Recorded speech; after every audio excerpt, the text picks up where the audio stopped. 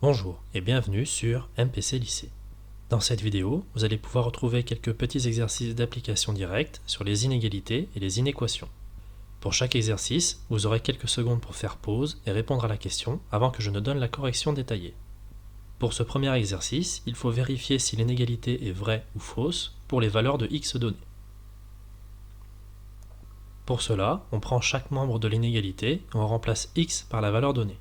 On compare ensuite les résultats obtenus et on conclut. Voici la correction pour la première valeur de x. Voici la correction pour la seconde valeur de x. Pour ce deuxième exercice, il faut résoudre les inéquations suivantes. Pour les deux premières inéquations, on applique directement la méthode vue dans la partie cours. Voici la correction pour la première inéquation.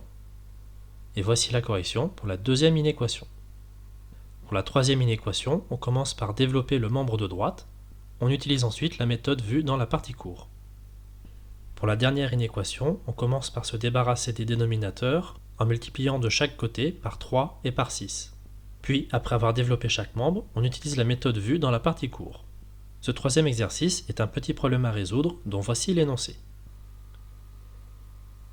Une fois la figure faite, il faut déterminer l'intervalle de définition de x, c'est-à-dire les nombres réels pour lesquels x existe. X représente la longueur AM et le point M appartient au segment AB, donc x appartient à l'intervalle fermé 0, 7. Ensuite, on détermine l'aire du triangle et celle du rectangle.